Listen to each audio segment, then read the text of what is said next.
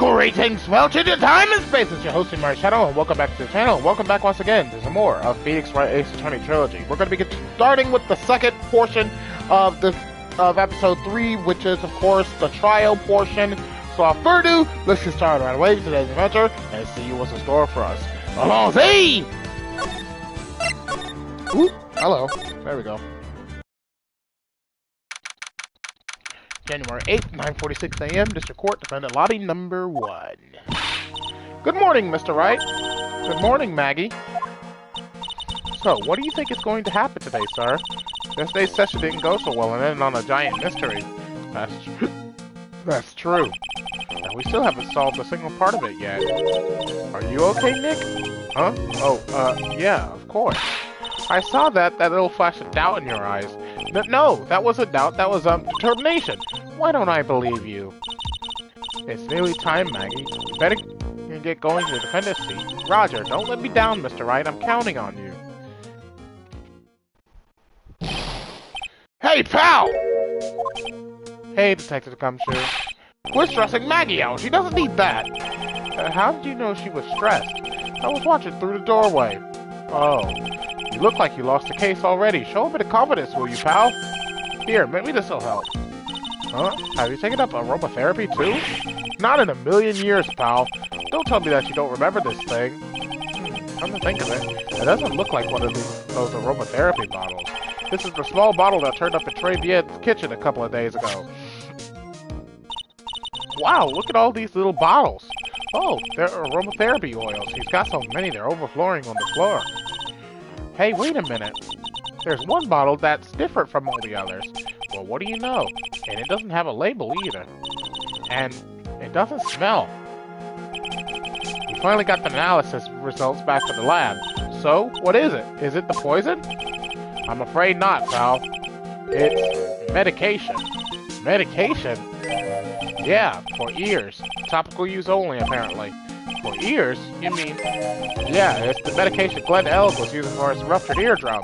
What was Glenn Elg's ear medicine doing in the kitchen?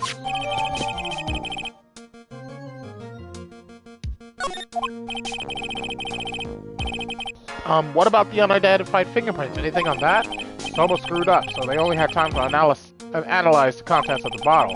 Another hour and they might have gotten something on the prints, but... that's going to weaken this impact as a piece of evidence. Okay, pal, this is it. Make sure your defense is impregnable today, got it? Today's trial. I'm gonna expose that guy for what he's done, or my name isn't Phoenix Wright! January 8, 10 a.m., District Court, Courtroom number 4. Court is now in session for the trial of Maggie Bride. The defense is ready, Your Honor. Ready and waiting, as always, Your Honor. Very good. Then we'll get underway at once. Yesterday we heard the testimony of Mr. Victor Kudo. He claims to have witnessed the defendant putting a powder into the victim's coffee. However, the witness's testimony was plagued with a number of problems. The mark on the rim of the cup shows that the victim drank from it with his right hand. But according to the old man's testimony, he picked it up with his left. Thank you, Mr. Godot. Furthermore, according to the witness's account, the victim was listening to the radio with an earpiece in his left ear. Yet the victim's left eardrum was ruptured, which made him effectively deaf in that ear. It's amazing how many contradictions a single case can have, huh, Nick?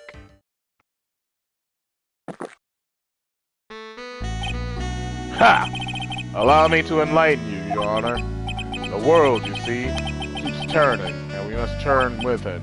You've lost me already, Mr. Dodo. Don't let the mysteries of yesterday mystify you today.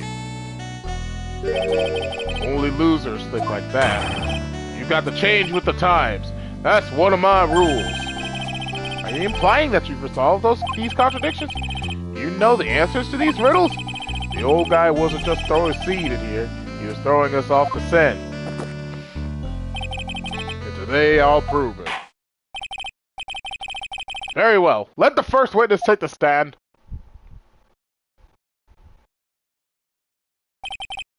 And you are? Oh, bonjour, everyone. I am Jean Armstrong, the owner and head chef of La Tribien restaurant. Enchanté. Forgive me for asking, witness, but are you a woman? Oh la la, monsieur. As you can see, I am a lapert and perky gentleman, non? On the day of the incident, you were in Tribulations' kitchen. Is that right?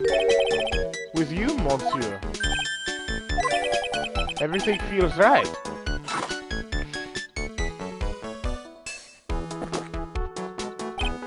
Ha! Wow, he's totally unfazed. Doesn't anything intimidate this guy? Very well. Your testimony, please, witness. Please tell the court what happened that day at Tribulations. Oui, volontiers. I am so tired of trying to pronounce these French words. I do not like this guy. When it all happened, there was just 2 customers in my restaurant. I remember I was experimenting with some new art decor that day, like having a large mirror between the tables, for example. Oui, perhaps that is what the old man was looking at. La cup, la earpiece, and la glasses. He would have seen everything in reverse, non? Mirror! Oui, un grand mirror, la most enormous mirror. And suddenly the mystery disappears. Like I said, the world keeps turning, so roll with it. That would explain the coffee cup and the earpiece conundrum. The mirror would have made everything appear back to front. What the heck? It's way too early in the morning for this to be happening to me. Now then, Mr. Wright, you may begin your cross-examination.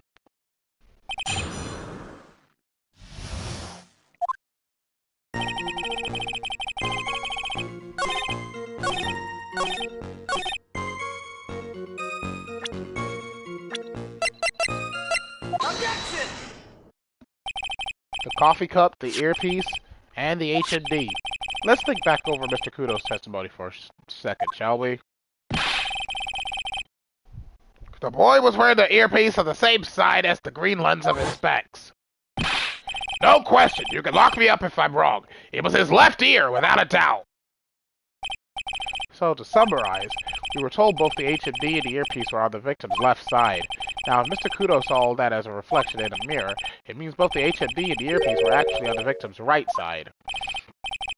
Exactamente! You see, monsieur, now that you think about it, it is not so odd, no? Unfortunately, that's where we run into a monumental contradiction with the facts.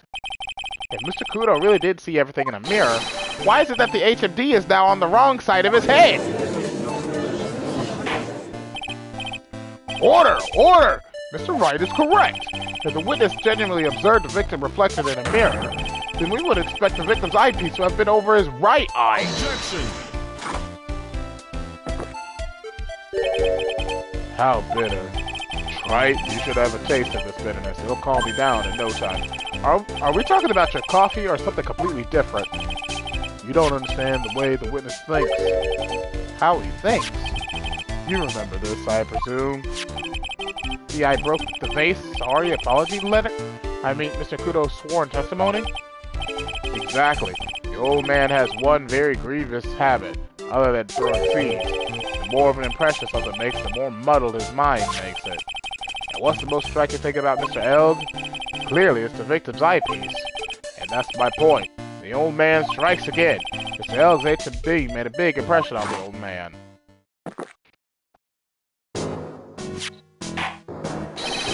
I saw the earpiece and those newfangled spectacles he was wearing.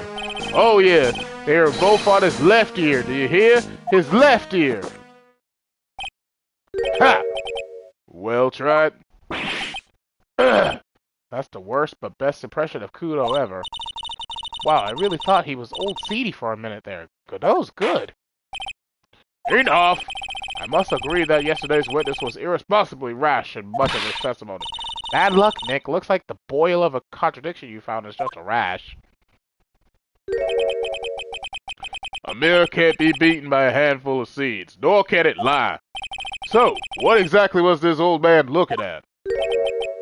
Fill us in, Mr. Armstrong. Go on, tell the court. We're all ears. Oui, I can explain. Please, if you will look at the plans of the restaurant.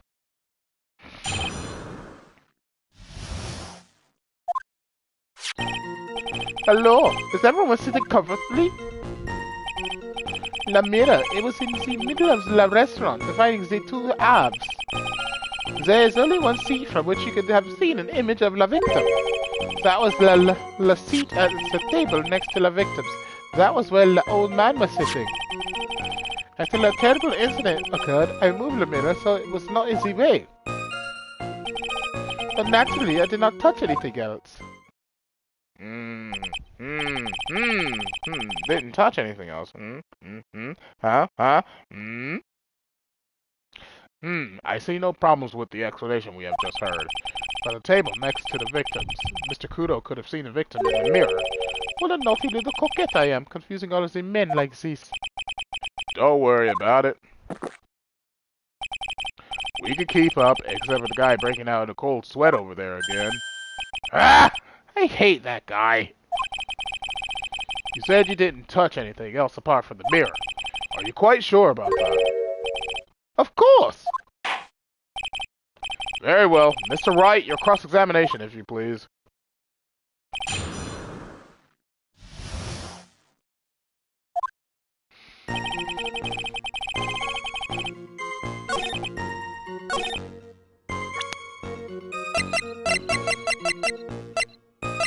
Objection!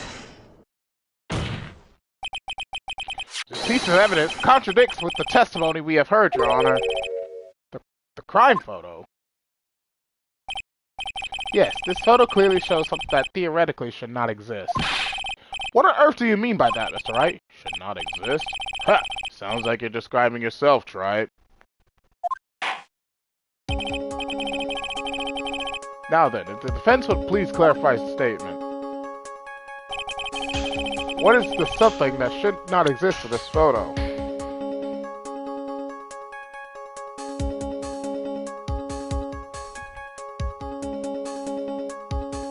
Take that! I think it's pretty obvious that this is what should not be in the picture. The face? What possible connection does that have to do with this witness testimony? Your Honor, I'm telling you that there should have been no vase on this table, because it very clearly contradicts with this piece of evidence. Take that! There's one thing that was clearly demonstrated by yesterday's testimony. Mr. Kudo broke the vase that was on the table where he was sitting. And yet, as the court can see, there's an unbroken vase on the table next to the victim. Why? Because Mr. Kudo was not, in fact, sitting at the table next to the victim at all. Don't be an idiot, Wright. That's impossible. That seat's the only one Kudo could have seen the victim's reflection from. Exactly. There's only one conclusion we could draw from this contradiction. There was no mirror in Très Bien that day. Your testimony, Mr. Armstrong, is an elaborate lie. Mon Dieu! Objection! Don't try to confuse the court, Wright. Obviously, the witness cleaned up the vase while the police were taking their time getting to the crime scene. Unfortunately, Mr. Godot, that doesn't quite work for me. Mr. Armstrong already testified to the contrary. In his own words, I did not touch anything else except the mirror. Ah! Well, witness, what do you have to say for yourself? I was right. There was no mirror in the restaurant that day. In light of this revelation, we return back to the original problem. Why did the victim have an earpiece in an ear in which he couldn't hear? Ha! You only get one shot in life. There's no turning back. If you want to claim that the mirror wasn't there, Tripe, this problem is all yours. How do you explain what the old man saw? If I can answer this, then I'll be that much closer to the truth. I can feel it! Are you going to be okay? Can you really solve this contradiction, Nick? There's more than just this one contradiction, Maya. What do you mean? Remember what Maggie told us? There was another man at the victim's table, and there was a sample CD on the victim's table. It all flies in the face of Mr. Kudo's testimony. And I think I know the reason why nothing in this case is adding up.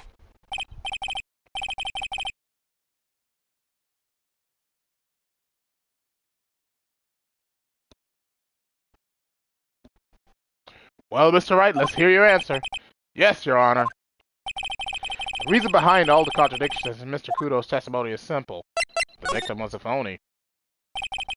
His case is riddled with contradictions, yet there is one very simple answer that clears them all up. And what is that? The incident Mr. Kudo witnessed and the incident the victim experienced were two completely different events. What? Yes, the victim that Mr. Kudo saw wasn't Mr. Glenn Elg at all. He was an imposter, a phony pretending to be Mr. Elg. Obviously, unlike the victim, there was nothing wrong with the imposter's left eardrum.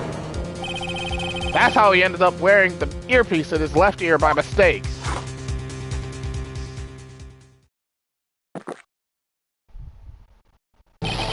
Phew!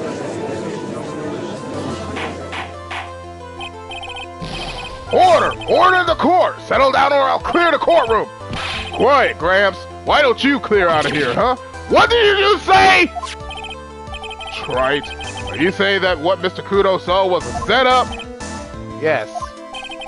Someone pretended to be Glenn Elg and acted out the whole coffee poisoning. All for the express purpose of creating a witness out of one Mr. Victor Kudo. Get real, Trite. Why would anyone want to do that? Isn't it obvious? The thing Mr. Kudo was most insistent about in his testimony was... The servant girl brought him a cappuccino, and she put something in it. That's the servant girl, right there in the defendant's chair. I remember her well. It's so hard to believe, but... There was one and only one reason to show Mr. Kudo this fake poisoning. To show Maggie Bride in the act of poisoning the coffee. Now, he was insinuating that the waitress in the old man's story was a fake as well. It's true that there were no other customers in the restaurant at the time, but... It's also true that the chef was there. He would have noticed what was happening. And that's right. Well, witness, if your restaurant really was the scene of such theatrics, you would have known about it, correct? Oh la la, this is most difficult for me. No, it's quite simple. All you have to do is testify. You are under oath, after all. Was there, in fact, a phony at Tribulations that day? The defense demands that Mr. Armstrong tell the whole truth about what happened. The defense's request for additional testimony is accepted. You will accurately explain in detail the events in the restaurant that day. Oh, oui.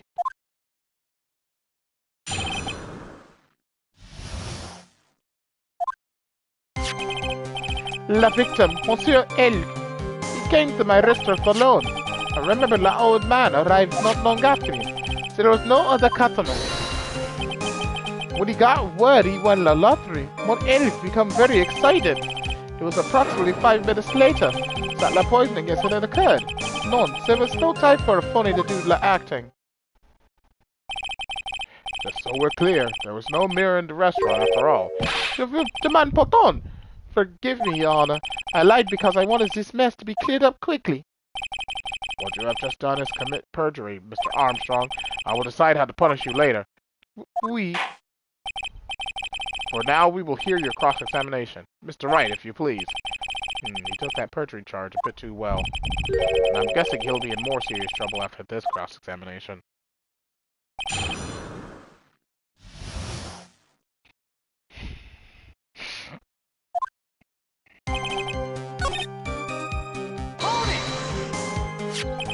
My old man, you mean Victor Kudo, correct?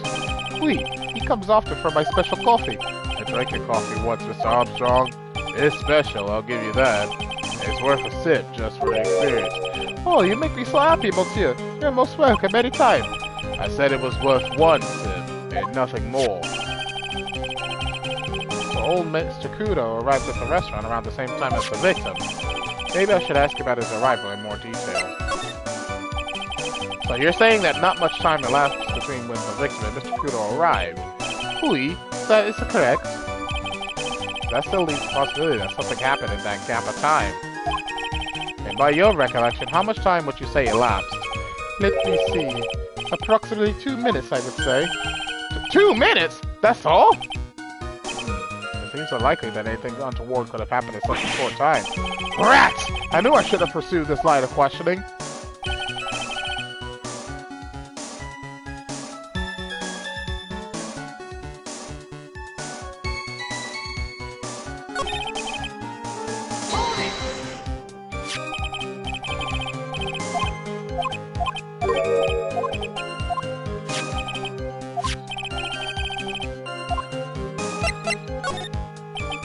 Out of curiosity, about what time was it when Mr. Kudo arrived?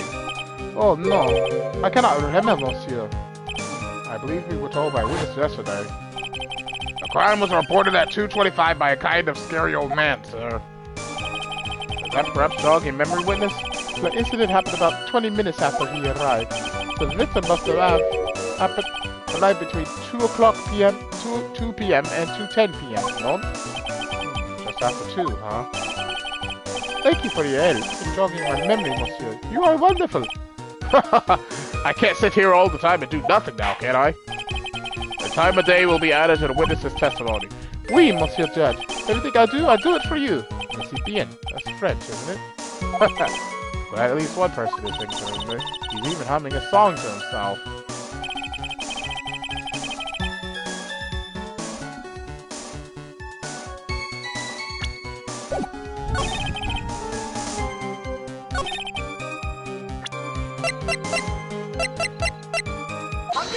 No, no, no! 1:30! I'm afraid I finally got you, Mr. Armstrong. What? What do you mean? At the time in question, the victim was listening to the radio with his earpiece. The show he was listening to was Millionaire Radio. Each week they announced the winning numbers of the $500,000 lottery ticket. Oui, that must be the show mon elk was listening to. I can't see any problem with this testimony, Mr. Wright. I wonder. You say the victim arrived at your restaurant after 2 p.m., correct? Oui, oui, I am sure of it. I remember it perfectly now. I know it was that time, because I had just finished serving my lunch menu. Get to the point, Wright. If you have one. That show is broadcast live at 1:30 p.m., and it claims to be the most thrilling 10 minutes of your life. It's on the air at 1:30! Supposedly, the victim made some notes when it was announced that he had won. And yet, I don't believe his cry of joy could have occurred after 2 p.m. Because the show had already finished more than 30 minutes earlier by that point in time! None! This victim we've been told about has done nothing but the impossible! Listening to the radio with a ruptured eardrum. Catching a show that was already over. There's only one conclusion you can draw from these facts. This victim was an imposter, acting out the poisoning 30 minutes after the real murder! Yes, there were 2 Glen Elks in Tribulations that day. The real Glen Elk, now dead, having been poisoned by the real killer. And the phony Glen Elk acted out the events for Mr. Kudo to witness. It certainly seems that way. I mean, if that wasn't the case, how could you explain the time discrepancy? Quite a performance, right? You were almost on a roll. But sadly, you lacked the rock-hard foundation of rhythm to build your song. What is this? Music Theory 101? Let's recap. According to your imaginative native theory, it's now just after 2 p.m. The phony Elk is performing a play for the benefit of Mr. Kudo. How do you explain, then, where the real Glen Elk is? I don't believe I have to spell this out in the court. However, at that time, the real Glen Elk was already dead. Certainly the obvious conclusion. Thank you, Wright. That's exactly what I was hoping you would say. What? Now, I presume you can prove this theory of yours. Can you explain where the missing corpse went to? The missing corpse? According to the old man's testimony, there was only one other customer there. That customer was the phony Glen Elk. And where did the killer hide the body of the real victim? Ah! The prosecution has a valid point, Mr. Wright. If your theory is to stand up to examination by the court, you must provide us with proof by answering the prosecution's question. Where did the killer hide the body? Yes, Your Honor. No conjecture, Wright. Let's hear some facts for once. Show the court a piece of evidence that proves where the body was hidden. Evidence? What's with the intense pressure in here all of a sudden?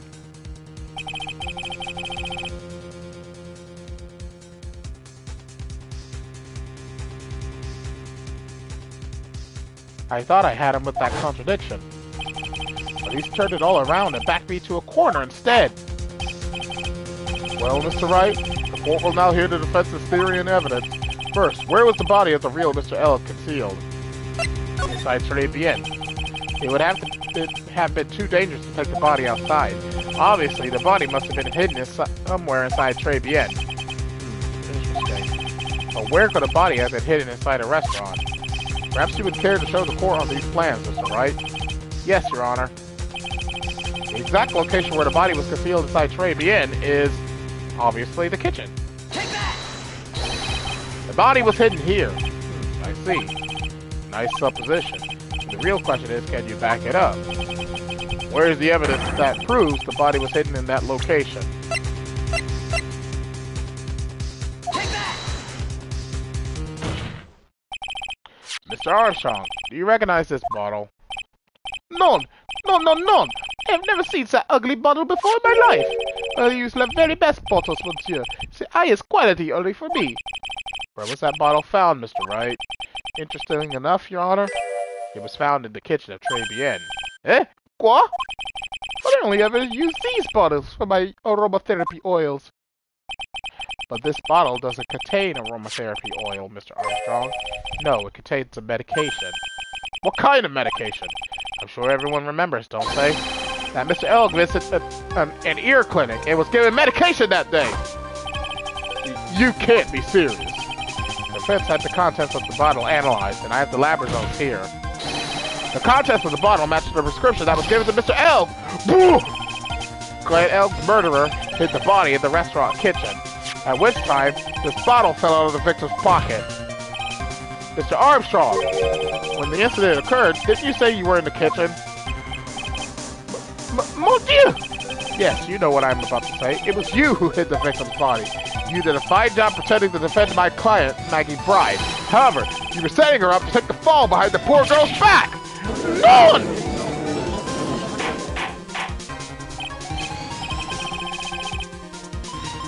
Order! Order! This is an extraordinary development. Witness, did you murder Mr. Glenn L? Never! I could not do such an horrible thing!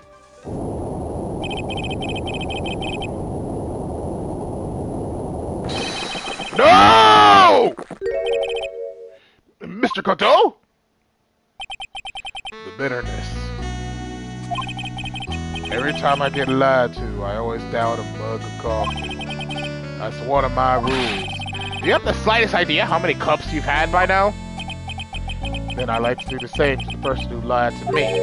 I like to take them down with my empty cup. Listen up, Jeff. How about a brand new flavor in your ear, my H-deficient friend?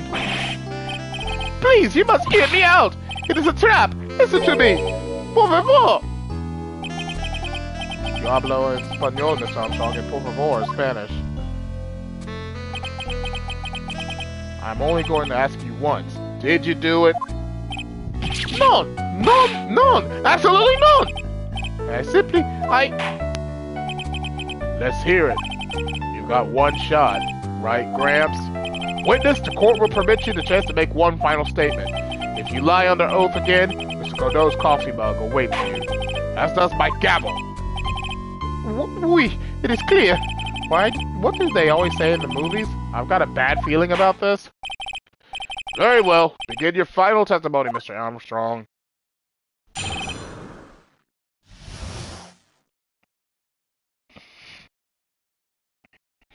The confession. It is true. I hid the body in the kitchen.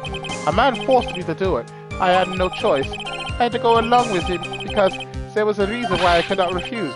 But I did not kill him. I swear it. You must believe me. You were forced? By who? I cannot say, or I will be erased. Let's try a different question then. When Mr. Elg died, was he really the only person at his table? There was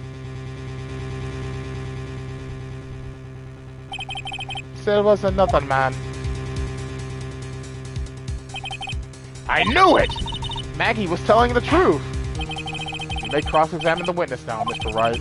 There's just one more thing I need to do. I gotta break this guy and get him to tell us the name of the real killer.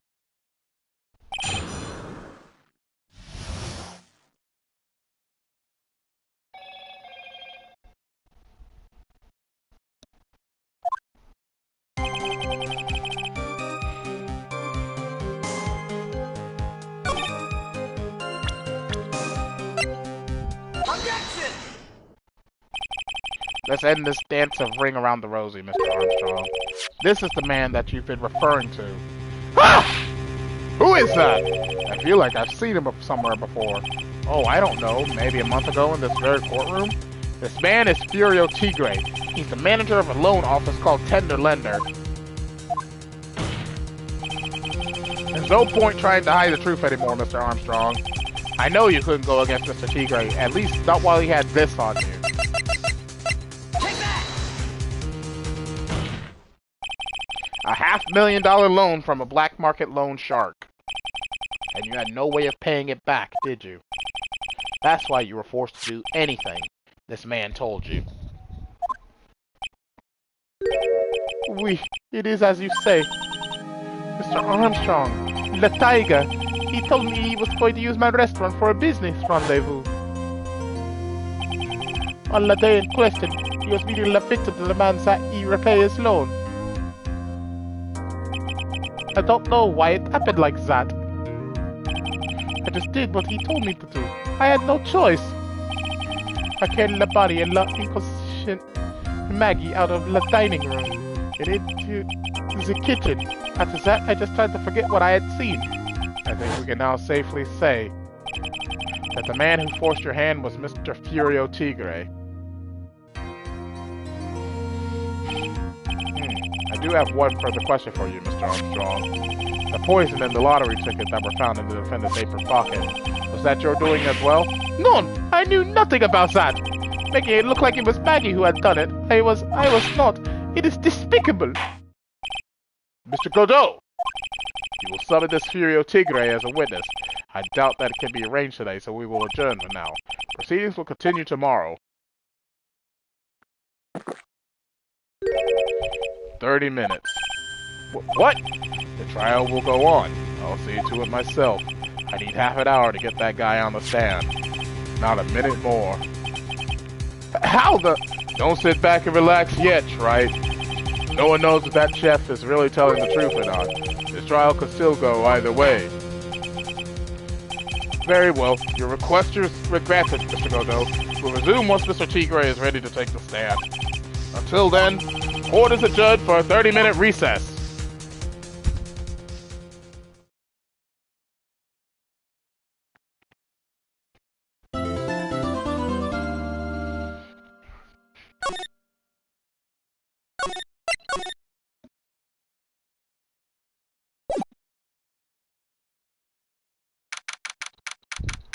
January 8th, 1:21 p.m., District Court, Defendant Lobby Number 1. So we're finally going to see the tiger on the stand. We've almost got this case won now, Nick. I wish I could agree. Huh? When I cross-examined Mr. Armstrong just now, he said he was just doing what the tiger told him to do. Well, Godot picked up on it, remember? He pointed out that without proof, we don't know if what he testified is the truth. You think Mr. Armstrong was lying? I don't know, but if that's the line the prosecution takes, we could be in trouble. I get the feeling that we don't have the case-making evidence we're going to need. Hey, pal! Detective Gumshoe! What are you so jumpy about, Detective? Your hair's standing on end. Hey, that's the pot calling the kettle black with his top knot. It's not a top knot!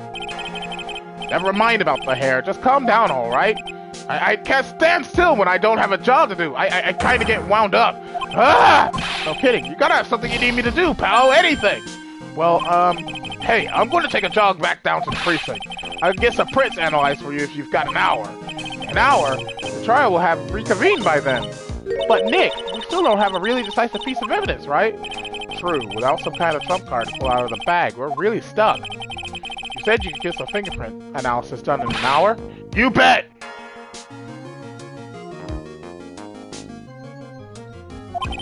In that case, would you mind checking the prints on this for me? Take that!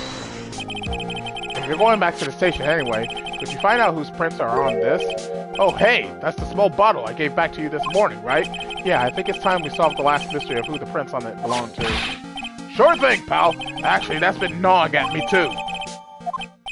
Okay, I'll get this off to the lab right away. Just make sure you don't lose the case before I get back. It's pretty much the final showdown, I guess. It's time to separate the phonies from the real guys. January 8th, 1:56 p.m., District Court, courtroom number 4. Court will now reconvene. Mr. Godot, did you find this Furio Tigre? I even tamed him for you. It was a 3-cup job, no problem. To tame him? The guy's name may be Furio Tigre, but come on. He's pretty lively. Be careful, he still bites. Very well. Please show Mr. Tigre to the stand. Witness. Please state your name and occupation. Ah! Don't hide under the table, Maya, unless there is room for me down there, too. Would you mind? What did you say to me? Nothing. I didn't say nothing, honest. Who could have guessed that fear would induce a bad Brooklyn accident in the judge? I got business to take care of, you hear me? So who the hell called me into this hole? Was it you, Spiky? No, of course not. It was the judge. Your Honor? Oh dear, I seem to have dropped my pen. Where on earth is it? Don't mind me, just carry on with the proceedings as normal. That's it, we're doomed. Maybe you didn't hear me. I said, who the hell was it that called me in here? There's no need to shout. We can all hear you. What'd you say? There's no point struggling. You're caught in the snare. The relentless snare of the law. And I'm the one that hauled you in. Too cool. Don't let him get the better of you, Nick. Let's start with the basics. You know about the incident in question, correct? Incident? I don't know nothing about no stinking incident, masked boy. You mean you didn't attend the previous trial of Maggie Bride? Maggie who? I've got more important things to do than watch courtroom dramas. Of course. Well, perhaps you could give us your testimony then. Please tell us about what you did on the day of the murder. Phoenix Wright. You's the one who set this up, didn't you? You's gonna regret the day you ruffled the tiger's fur. You hear what I'm saying? Maybe I should have brought a diaper with me today. Get a grip, Nick!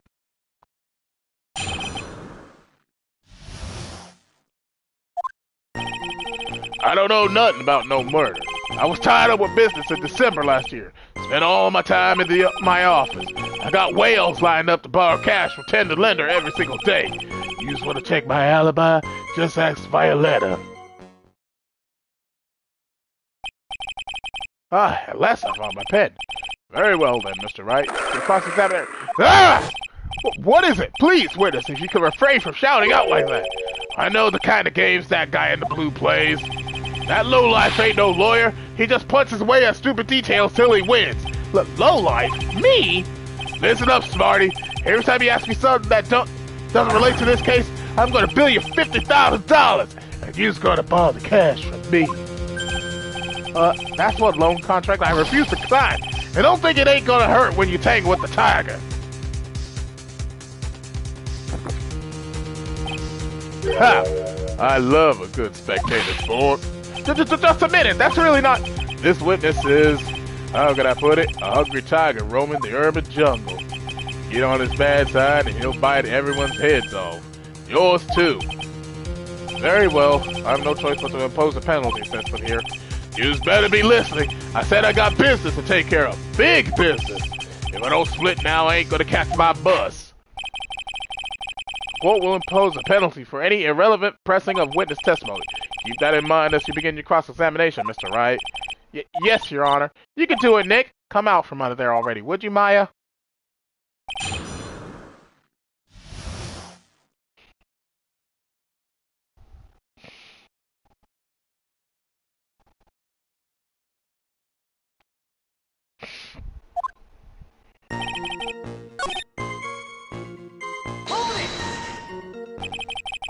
Are you sure about that? We're talking about 1 month ago, you know. You see these teeth? That's how sharp my secretary is. Sharp? Are you talking about Viola Cadaverini? He writes everything in my scheduler. December, mainly in the office. That's what it says, so that's where I was. That seems like a rather sketchy schedule. There he goes again! What the tiger did all December isn't the issue. What's important is what he was doing on the day of the murder. So now what? Mr. Tigre, what do you want? If you wouldn't mind going into a bit more detail. This is a dead end, right? You know it. Remember the rules. No! It's essential that we establish the witness's alibi accurately. I agree. The victim was killed on December 3rd. Were you in the office that day too? Maybe you ain't listening. Of course I was. I never set foot outside. I had mentions all day with a bunch of cats wanting to do business with me. I ain't never seen that young kid before. I do believe the witness's last statement was important. Mr. Godot, if you could please. Mr. Tigre, the court asks you to add that last statement to your testimony. Don't let an animal beat you. Be a man, Your Honor, and ask him yourself. The days you talking about, I was in the office, too. I never saw that kid before. Really? Because I think differently! Mr. Tigre, you claim you didn't know Mr. Glenn Elg, but it appears that Mr. Elg knew you. What? Mr. Elg left this little note on his calendar. Meet with the tiger, and the date, December 3rd. December 3rd? That's the day of the murder! So, Mr. Tigre, I submit that you did indeed know one Mr. Glenn Elg, because on the very day of the incident, you met with him!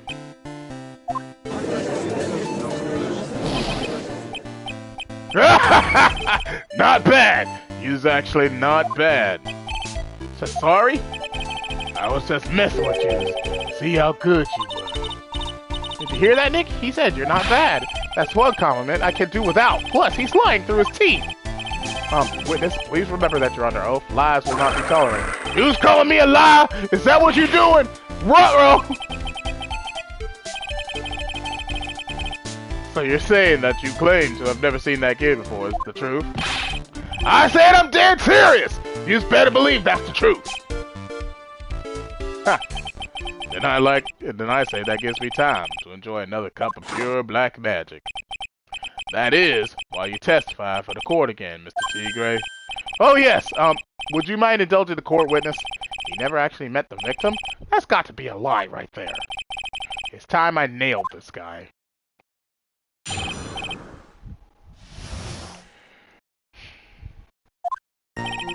I ain't no liar. I never met Glenn Hill. There was some lame guy with that name, though. Wanted to borrow cash from me. I set up a meeting with the guy at my office, tender lender. I waited around for him, but he ain't ever showed up. I ain't never even been to that trade yet, so you here?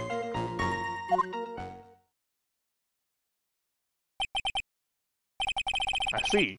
It all seems perfectly logical. He had arranged to meet with the victim, but he didn't show up. I've heard it's been pretty hard to keep appointments when you're dead. Very well. You may begin your cross-examination, Mr. Wright. Yes, Your Honor.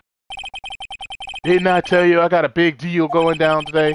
I ain't gonna make my bus now. I'm gonna have to take the express train. That bill's going straight to you, right? Huh?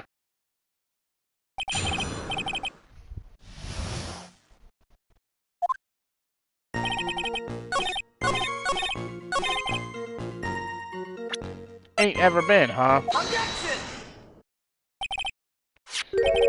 Mr. Tigre, is there something you'd like to tell the court about these matches? Matches? What you talking about? We found them in your office at Tender Lender. They're from that restaurant. What?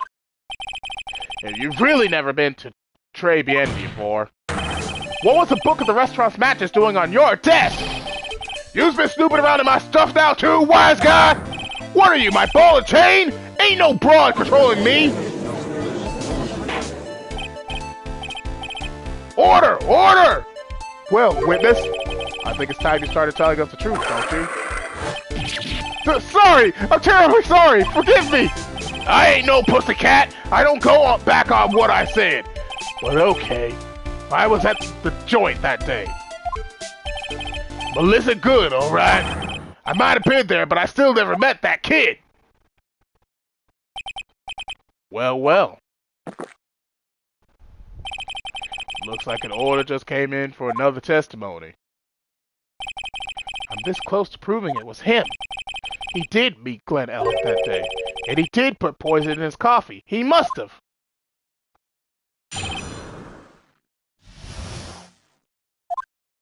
I was supposed to meet with the kid at the restaurant that afternoon. When I opened the door to the joint, I saw one ugly scene. The guy was laid out over the table, stiff as concrete. I figured the place wasn't hot already, it was gonna be, so I split. I heard the cops' sirens on my way out, and I went straight back to my office.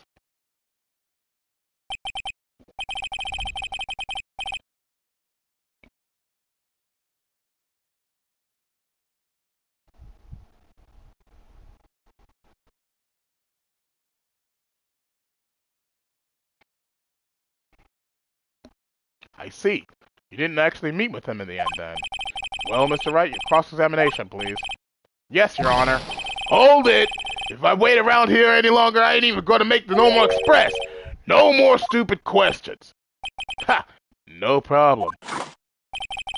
Anytime Wright presses you on something irrelevant, I'll see he pays a penalty. Mr. Godot, that's my job! Your job is to slam that little hammer of yours and call a guilty verdict. So do it! Yes, sir! The Special Express ain't cheap, right? Just so you know, since you's paying. Oh, man. Doesn't the rule of law mean anything around here?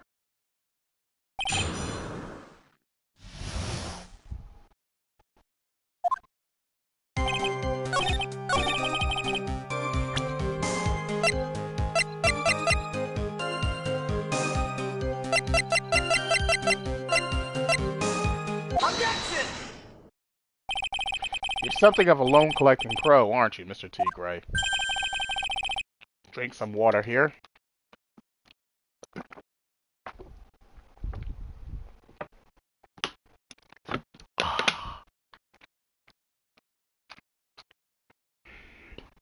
No one escapes the tiger's clutches. Well, I'm something of a lie-detecting pro.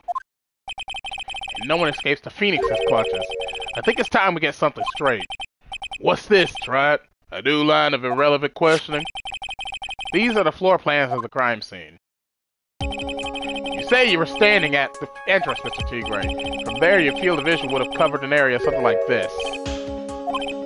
Indeed, the witness would have had a clear view of the victim's seat. Isn't that what I just said? I saw the back of the kid's head! Unfortunately for you, that is not possible. If the court would think back, you'll remember that between each of the tables is a tall partition. Why, that's true. Now look at the plans again. The truth is painfully obvious. From the entrance, the field of vision of any customer walking in ends here.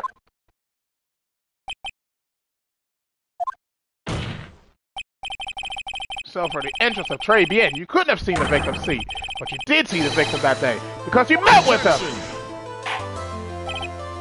Wrong! Have you forgotten the old man's testimony yesterday? The victim was alone at his table. But the defense just proved that point to be moot. The victim witnessed by Mr. Kudo was not Glenn Elg, but a fake. What? In order to have Mr. Kudo falsely testify, the real killer posed as the victim he had just killed and acted out a charade.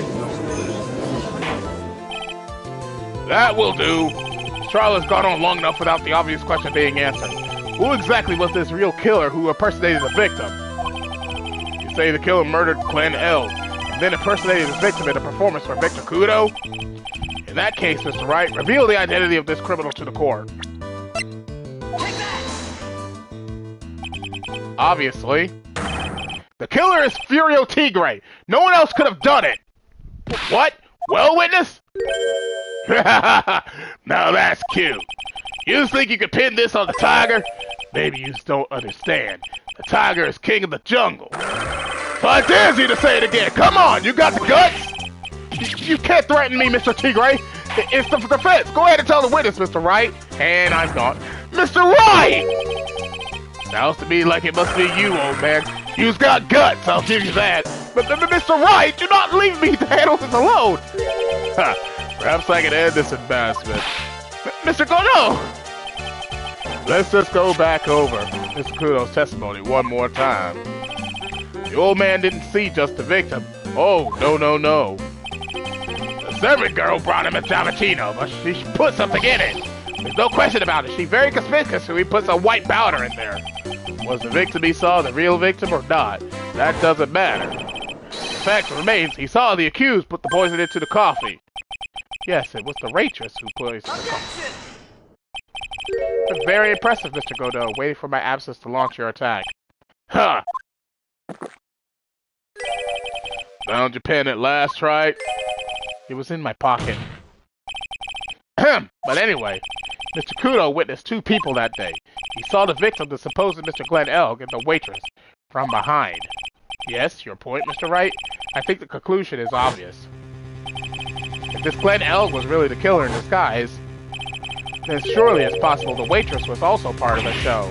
What? You mean the waitress was an imposter as well? The defendant, Miss Bride, felt unconscious immediately after the incident, and someone used her fainting to hatch an elaborate plan to pin the murder on her. Who on earth was it? Who was this waitress that Mr. Kudo witnessed?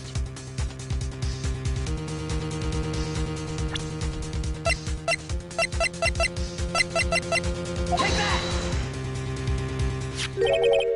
Who is this woman? Her name is Viola Cadaverini. She's an employee of Tender Lender. You's making a big mistake. Do you know who Violetta's grandfather is? You better be going home in an armored truck tonight if you know what I mean. Stop shaking, Nick! But where was I? Yes, the defendant, Miss Bride, has stated the following. Well, when I took the coffee over to the victim's table, it's true there was another customer in the restaurant. She was sort of creepy, and she had a kind of cackling laugh.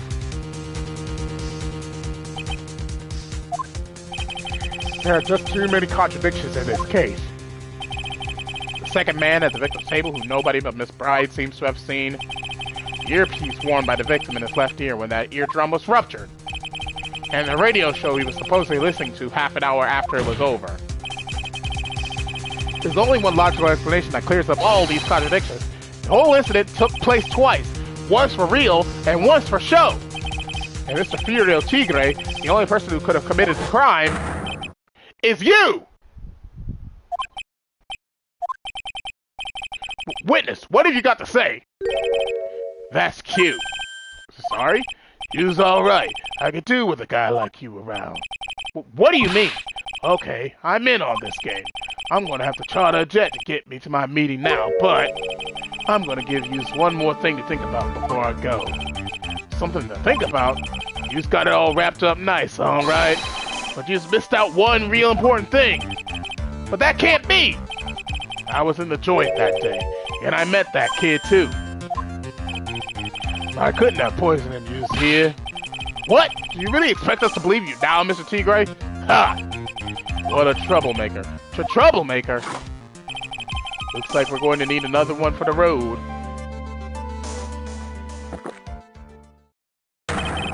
One more steaming cup of hot testimony.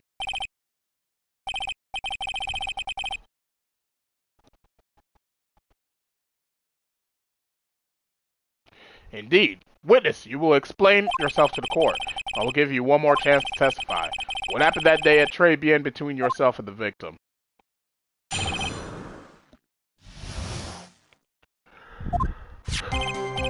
Yeah, I loaned L cash, about $100,000. That day, we was due to have a little chat. The kid had hit his payback date, see? So anyway, he tells me he's got no way to pay up. I'm about to flatten the guy when he starts screaming. Yes, I won! $500,000! He got lucky, you know. Real lucky. If that waitress hadn't done what she'd done, everything would have been over. Now, I see that the principal amount you loaned to Mr. Elg was $50,000. Yeah, well, you just got the VIG to take into account. Interest builds up fast, you know. That's faster than fast. $100 is twice his principal. And the repayment deadline was December 3rd, the day of the incident in question. Yeah, he was one lucky kid. He got that $500,000 just in time, so I ain't have no reason to kill the kid. And if I ain't got no motive, you ain't got no case. His motive? He has to have one, but what is it?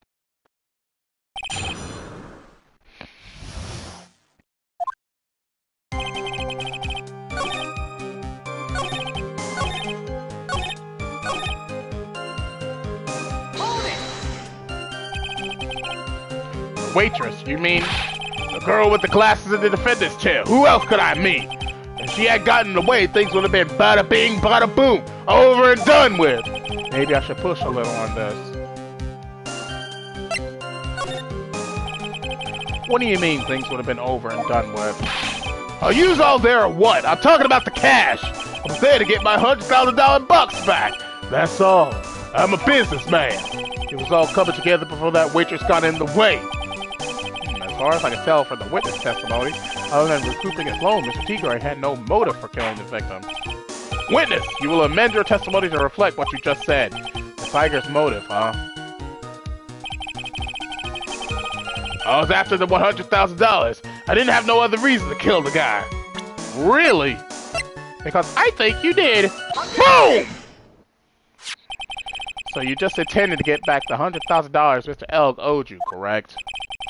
I loaned the guy the cash, so that's my right. Unfortunately for Mr. Elg, $100,000 wasn't enough to cover it, was it? Huh? About 6 months ago, you were involved in a traffic accident, weren't you? An accident involving a car and a scooter, in which a young woman was injured. She was taken to the hospital where she underwent surgery. Where did you get all this info? These medical papers document the treatment of the young woman in question. According to these, her operation costs $1 million. Payment for these expenses was due in December of last year and was paid in full. But $1 million? A preposterous sum! Someone should sue those HMOs. Ha! No one would pay a bill like that. And the medical association got rid of it, the hospital would end up as dead as a morgue. But Mr. Tigre had no choice but to pay, because his very life depended on it.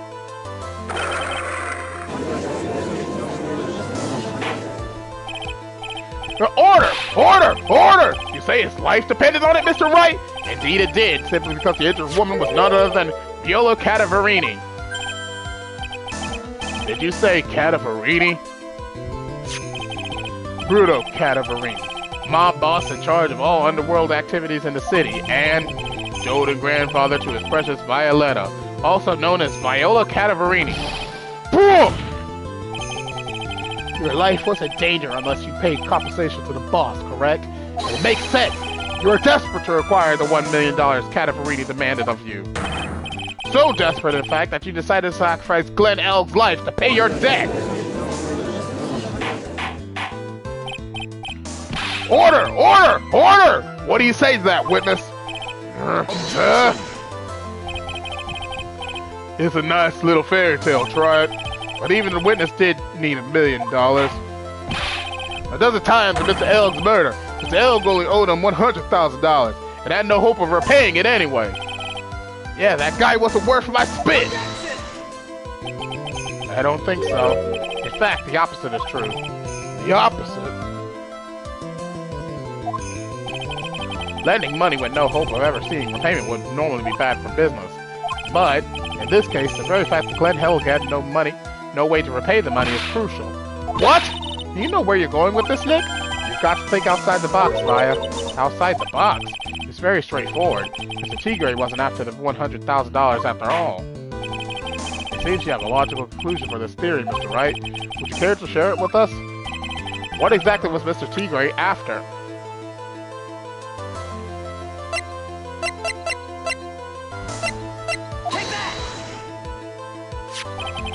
Glenn Elg was a programmer, a highly skilled programmer.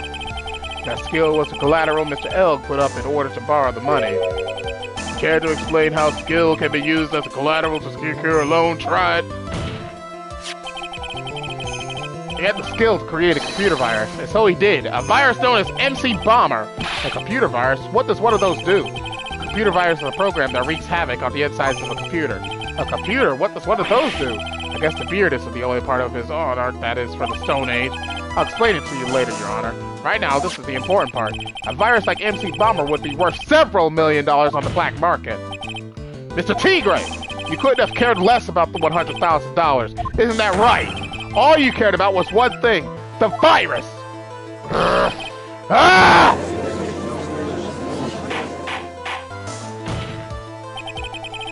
On the day of the murder, Mr. Tigre's sole intention was to get his hands on this CD.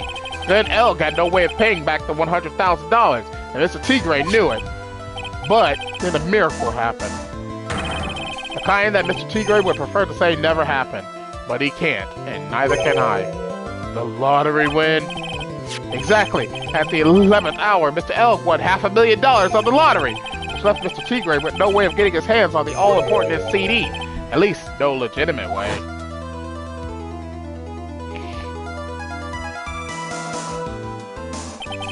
So he resorted to illegitimate means. That's crazy! He murdered Glenn Elg and then made his next move, to frame Maggie Bride for the crime. Mr. Tigre posed as Glenn Elg, while Viola Cadaveriti played the role of Miss Bride. And then they reenacted the whole thing in order to establish a witness. The witness being the one we all heard testify yesterday, Mr. Victor Kudo. Like I said, Troy, that's crazy. No one could pull off a stunt like that. For starters, there's no way the chef could have been kept in the dark about it. But Mr. Armstrong was in on it from the very beginning. Have you forgotten already, Mr. Godot? Mr. Armstrong owed the witness money too. $500,000, in fact. He had no choice but to go along with Mr. Tigre's plan.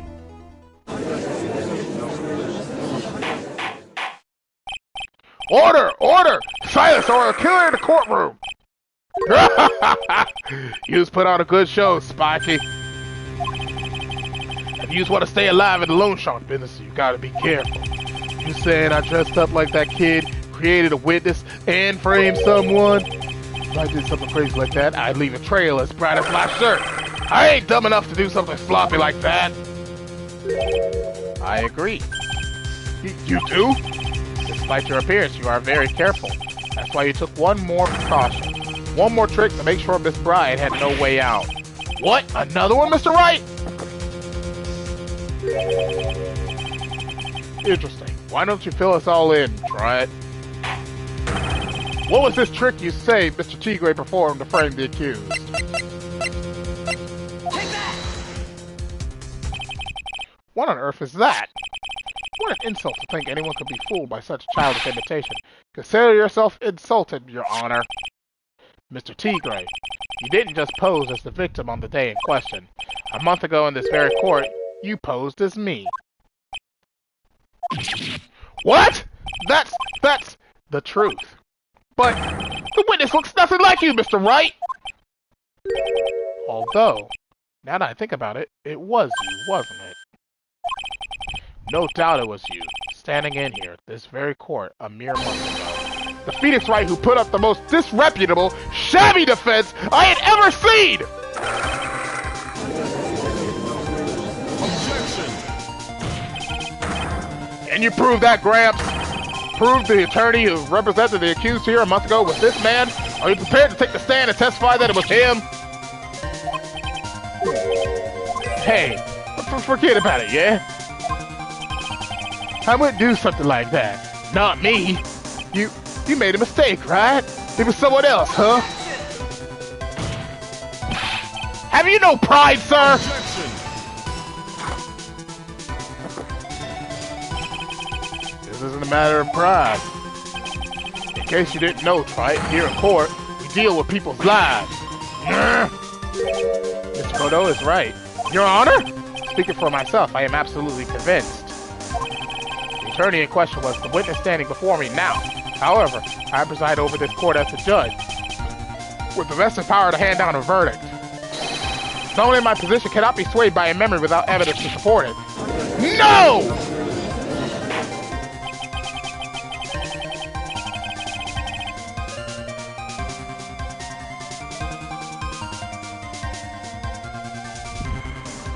If the defense has no further evidence, the court will now excuse the witness. The circumstances surrounding Mr. Tigre are dubious for sure, but not conclusive. But we've come so far! You say he impersonated Glenn Elg. You say he impersonated you. But none of that adds up to a murder charge. You don't have a shred of evidence that the witness poisoned the victim's coffee. Ah!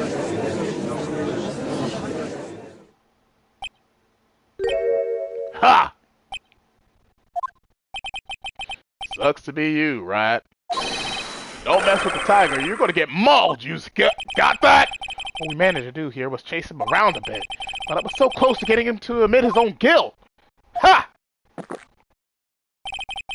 Looks like I won't be needing a refill. If I just had one more piece of evidence. One more piece of evidence, and maybe I could get Maggie off the hook. This witness's cross-examination is over. You are free to go, Mr. T. Gray.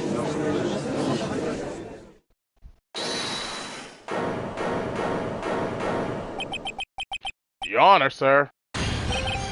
Wait! Detective! Detective Gumshoe! Sorry it took so long, pal. I staked everything on this. My badge, the works. So here it is. My heart's counting on this, too. What is it, Detective? Isn't it obvious, pal? It's the final decisive piece of evidence! What?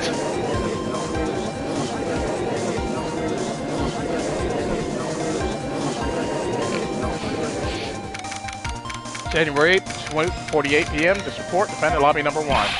Sorry it took so long, pal, but I finally got the results for the lab. The results? About the prints, pal, for this medicine bottle. Oh, so? Do you know who the prints belong to now? Do you think I'm some kind of hack detective? Of course I know. So, tell us. They're the tigers, right? I knew it. You bet. Clear as crystal, all over the bottle.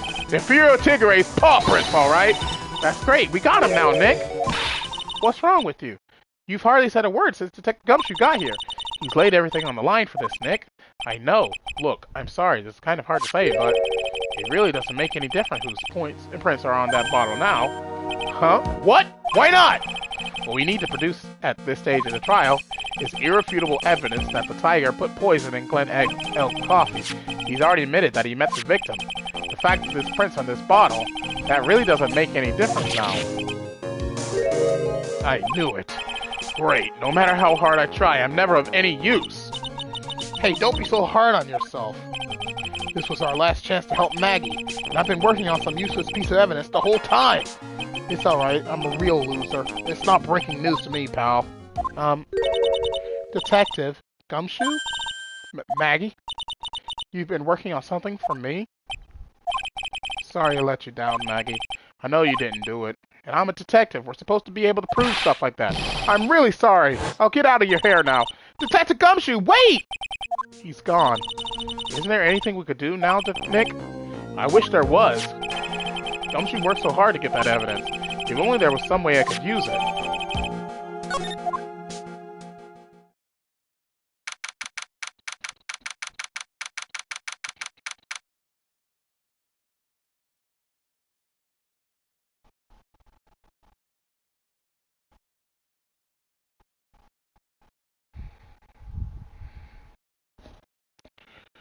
January 8th, 3:04 p.m. District Court, Courtroom number 4. Mr. Wright? Yes, Your Honor? I granted you a recess so you can prepare this decisive evidence you've discovered. Yes. Don't keep us all in suspense, Wright. Show us. Naturally. We can assume it's evidence that will actually stand up in court, can't we? Think, Phoenix. Don't let Gumshoe's hard work go to waste. How much more of my time and use go to waste? I ain't been to no court before, but these lawyers should know how to blow things out of proportion. No doubt, given the nature of the evidence, it will speak for itself. Nevertheless, you will talk us through it, Mr. Wright. Well, I know I can't prove anything new with this evidence. I'm really backed into a corner here. Maybe if he thinks he's got me beat, he'll let his guard down and... But don't keep us waiting any longer, Mr. Wright. Present this final decisive piece of evidence to the court. Take that! This is the defense's final piece of evidence. Isn't that the victim's... Your Honor, naturally, the court is already aware of the contents of this bottle. However, interesting new information has come to light. We have clearly identified some fingerprints on it. Fingerprints belonging to you, Mr. Tigre. What? But Mr. Wright, what conclusion are you hoping to draw from this new information? Anyone here knows what this bottle contains, except one man. One person in the courtroom should theoretically be in the dark. My prints are on that fancy-looking bottle. Is that what you're saying? Well, what the hell's in it anyway? A phony trial, a phony lawyer, and phony clues. Everything about this case has been phony.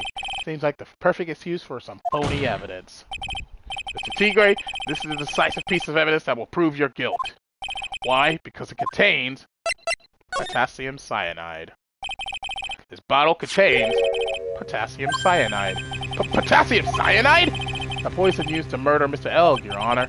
The victim's killer used this very bottle. And on this bottle, Mr. Tigre, we found your fingerprints. Well, how do you explain that? You'd make a good clown, you know that. What? Yous ain't never gonna get this to stick. Yous just making me laugh now. You think a cheap bluff like that's gonna fool the tiger? A bluff? I can see straight through you, see, right? That ain't the bottle with the cyanide in it. No, this is the bottle we found traces of the poison in. Don't mess with the tiger, you's gonna get ripped to shreds.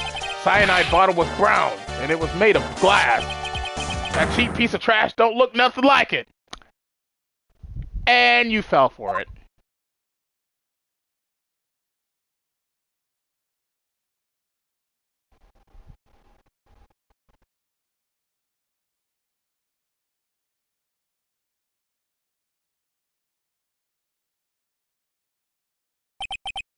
Got him! At last. What? Why is everyone gone quiet? I said that bottle... Is this the bottle you're referring to? Yeah, that's it. That's the bottle the cyanide was in. But yous ain't gonna find my prints on that bottle. Don't let that cozy-looking suit fool you people. That lawyer's just playing games. Tell him, Mr. Prosecutor. Tell that guy where to go. You still haven't figured it out? Don't you realize what you just said? What I said? What did I just say?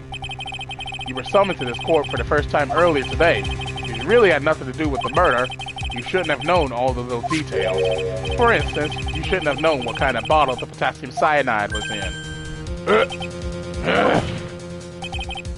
Just now, you slipped up in front of every single person in this courtroom. You described the exact bottle used by the killer to hold the poison. You don't know who you's messing with. I'm the tiger. I control millions of dollars in the black market.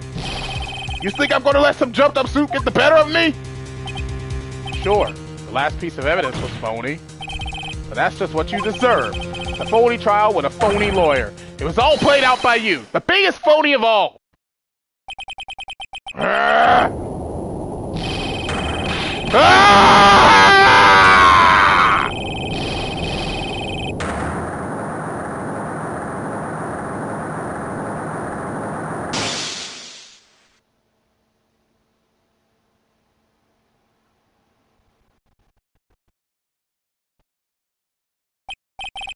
What's going on? It looks like a blackout. Well done, Wright. I saved my 17th cup of coffee just for you. Savor it while you watch the police restrain your prey.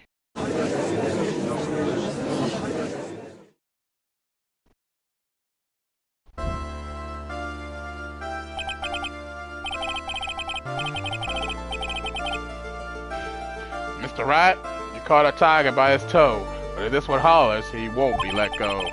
Now then, how are things going with Mr. Tigre, Mr. Godot? He's being arrested on the suspicion of the murder of Glenn Elg, Your Honor.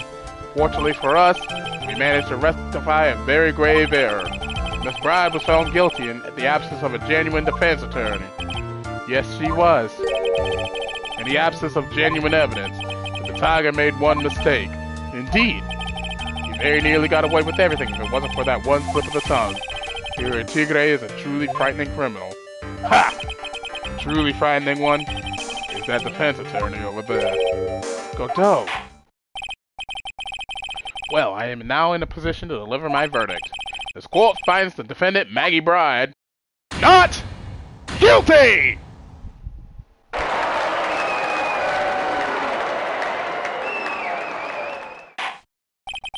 That is all. This court is adjourned.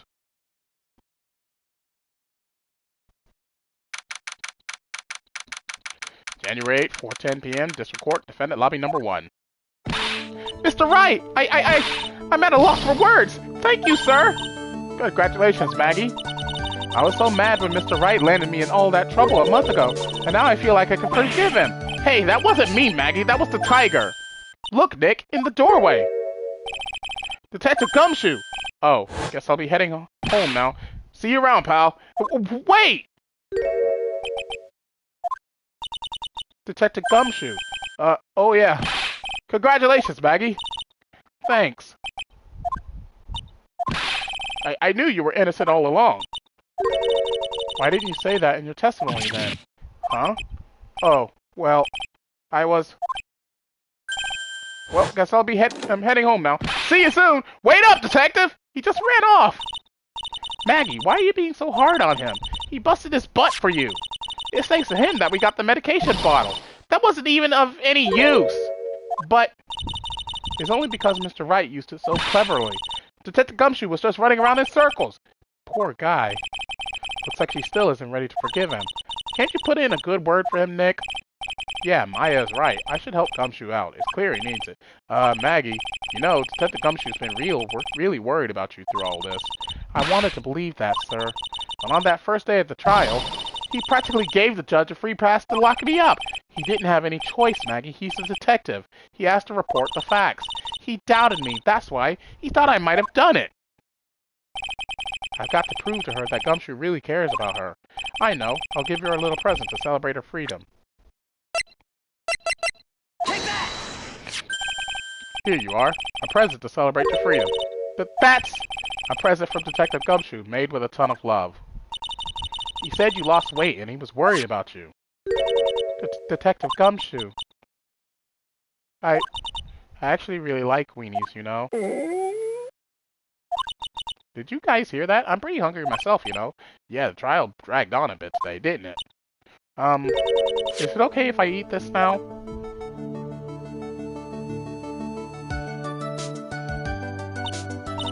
So, how is it, Maggie? It's really good.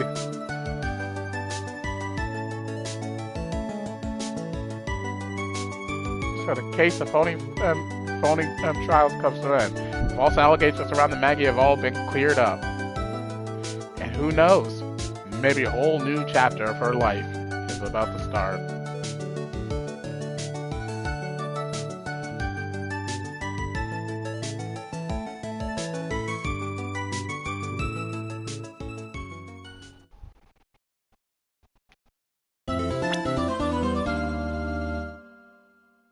A brand new episode has been added.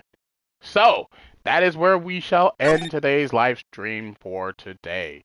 So, on Monday, Monday. My live stream will be a little bit late, but well, actually, no, hang on. Let me get my thoughts worked out here. So tomorrow we shall begin episode 4, Turnabout Beginnings, but on Monday I will be bringing a live stream of Multiverses to bring back my series of Multi Monday here on the channel, so I hope everyone's prepared for that. So, thank you all for watching, and as always, this is your host, TheAmariaShadow, saying along Z, and I'll see you for the next adventure. Goodbye, everyone!